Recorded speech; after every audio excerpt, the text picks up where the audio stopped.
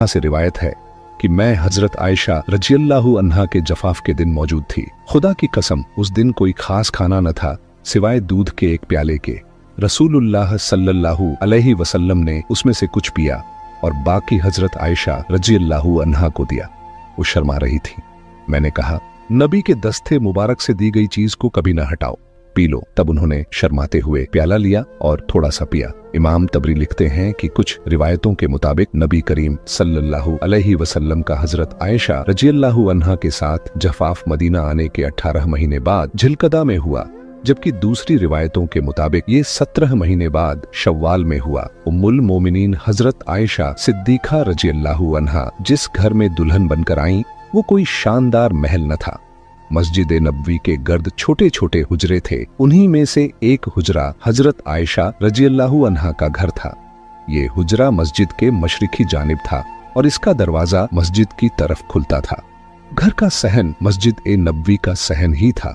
दीवारें मिट्टी की थीं और छत खजूर की शाखों और पत्तों से बनी थी। बारिश का पानी अंदर न आए इसके लिए छत पर कपड़े का पर्दा डाला गया था। यही था हजरत आयशा रजियल्लाहु अन्हा का घर। हजरत आयशा रजियल्लाहु अन्हा फरमाती हैं कि हमारी जिंदगी बहुत सादा थी। घर में दिया जलाने के लिए तेल तक नहीं होता था। कई बार पूरा महीना गुजर जाता लेकिन चिराग जलाने की सहूलत नहीं होती। हम चांदनी रातों में रहते और कभी अमावस की तारीकी में। वो कहती हैं कि खाना पकाने के लिए भी तेल नहीं होता था। अगर कभी जैतून का तेल मिल जाता तो हम उसे खाना पकाने में इस्तेमाल कर लेते। अगर कोई सहाबी तोहफा भेजता तो वही हमारा खाना बन जाता। तोहफा भी क्या, कभी कुछ खजूरें, कभी एक प्याला दूध, कभी 2 रोटियां, बस यही। लेकिन मोहब्बत की कभी कमी नहीं हुई। हजरत आयशा रजियल्लाहु अन्हा कहती हैं कि खाना कम होता लेकिन हम मिलकर खाते।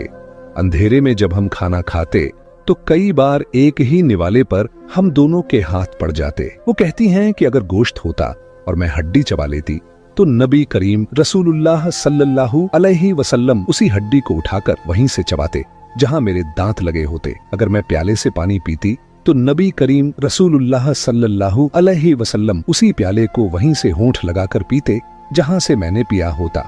सुभान अल्लाह। हजरत आयशा रजियल्लाहु अन्हा फरमाती हैं कि मुझे ऐसी फजीलतें मिली जो मुझसे पहले किसी औरत को न मिली। रसूलुल्लाह सल्लल्लाहु अलैहि वसल्लम ने मेरे अलावा किसी कुंवारी औरत से शादी नहीं की। जब आप पर वही नाजिल होती आप मेरे पास होते थे। मेरी बारात में आसमानों से आयात नाजिल हुई। मैं सारी दुनिया में आप सल्लल्लाहु अलैहि वसल्लम को सबसे ज्यादा महबूब थी। जब आपको दुनिया और आखिरत का इख्तियार दिया गया आप मुझसे टेक लगाए हुए थे।